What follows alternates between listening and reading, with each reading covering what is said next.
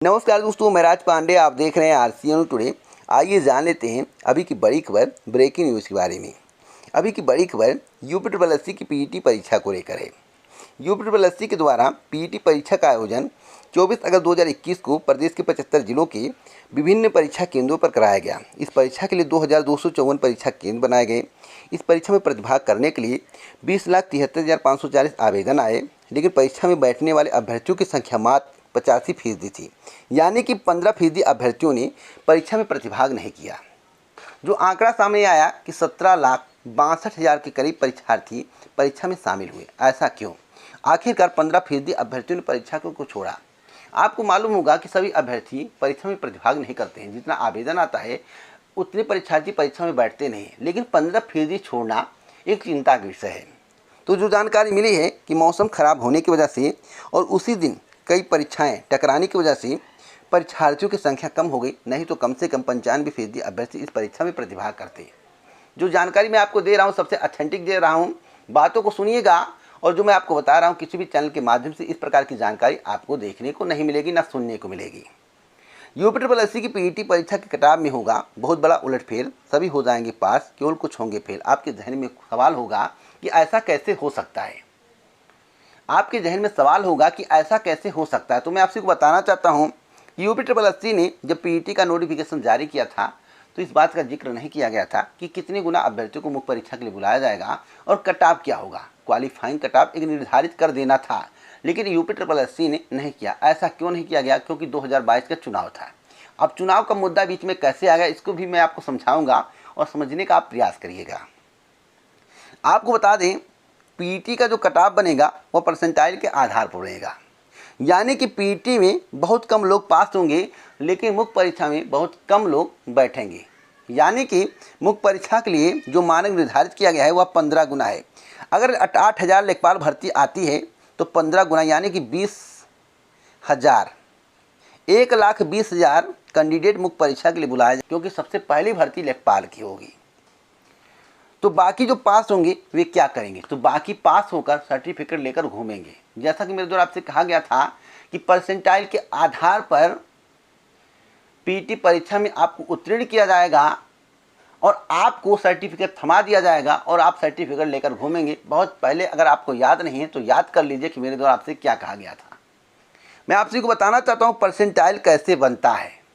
मान लीजिए 100 नंबर का पेपर है और हाईएस्ट कैंडिडेट 80 नंबर का है, यानी कि 80 नंबर वाला प्रथम श्रेणी का कैंडिडेट है, पहले स्थान पर है।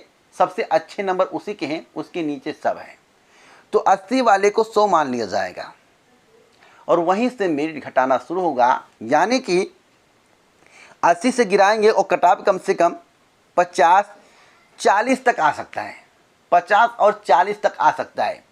फिलहाल 40 और 50 वालों का कोई महत्व नहीं रहेगा। क्यों नहीं रहेगा, इसके बारे में भी इस वीडियो में मैं आपको जानकारी दूंगा। सर्टिफिकेट तो सभी को बांट दिया जाएगा और सभी को इस बात की आस रहेगी कि भविष्य में आएगी भर्ती तो हमें शामिल होने का मौका मिलेगा, क्योंकि लेखपाल भर्ती में इतने लोग हो गए हैं तो दोबारा अप्लाई नहीं करेंगे। तो यह आपकी बहुत बड़ी भूल होगी। अगर लेखपाल भर्ती आती है और भविष्य में वीडियो की भर्ती आ जाए तो लेखपाल वाले जितने हैं वीडियो में अप्लाई करेंगे, क्योंकि लेखपाल से बेटर वीडियो माना जाता है। ऐसा लोगों का कहना है और आप लोग समझ सकते हैं क्यों माना जाता है। तब इनके परसेंटाइल पहले से अच्छे हैं। अगर वीडियो में अप्लाई करेंगे, दोबारा यही परीक्षा में बैठेंगे, आप तब भी बाहर हो जाएंगे।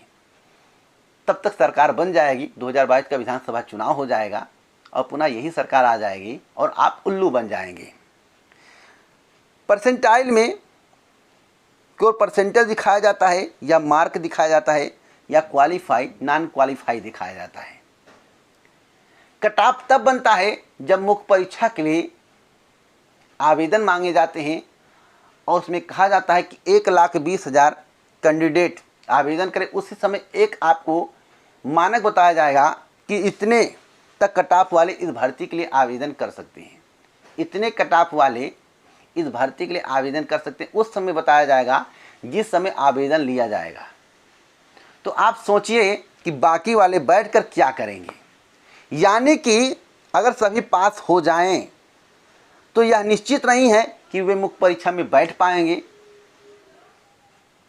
क्योंकि जो कटाव जाएगा और जो मुझे जानकारी मिली है जो एक आंकड़ा तैयार किया गया है, विशेषज्ञों से राय ली गई है, उसका आधार यही है।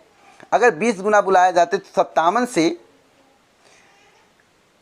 63 जनरल का कट ऑफ होता, लेकिन अगर 15 गुना बुलाए जाएंगे तो जनरल का कट ऑफ कितना होगा आपको मैं बता दूं।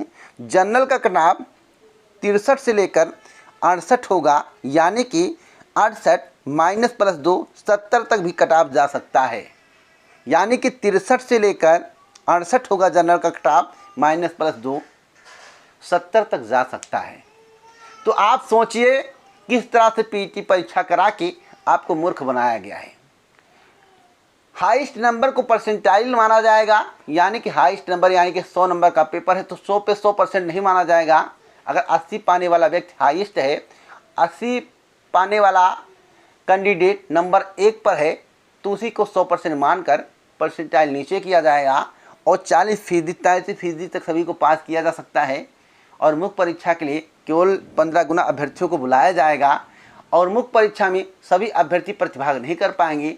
तो कुछ अभ्यर्थियों को उम्मीद रहेगी, यानी कि ज़्यादातर अभ्यर्थियों को उम्मीद रहेगी कि आने वाली भर्ती में हमें मौका मिलेगा, क्योंकि जो लेखपाल भर्ती के लिए आवेदन कर रहे हैं, जिन्हें लेखपाल भर्ती में मौका मिल रहा है, जिनका सिलेक्शन हो जाएगा, वह दोबारा आने वाली भर्ती में आवेदन नहीं करेंगे। यही सबसे बड़ी आपकी भूल होगी और इसी से आप छटेंगे।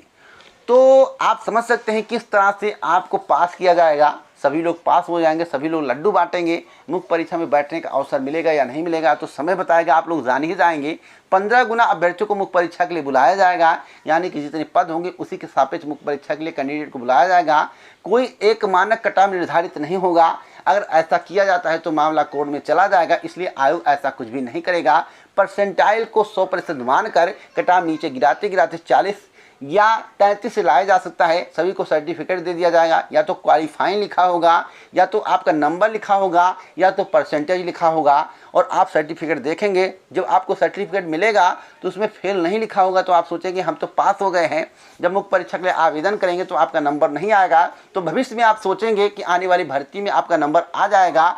और ये लोग जो अप्लाई कर रहे हैं नौकरी पा जाएंगे तो उसमें अप्लाई नहीं करेंगे तो मेरिट घटेगी। तो इसकी संभावनाएं कम इसलिए रहेंगी क्योंकि जो लेखपाल बन जाएगा वो इसमें वीडियो की भर्ती आती है या इससे उच्च पद आते हैं, तो यही अभ्यर्थी पुनः उसी परीक्षा में बैठेंगे।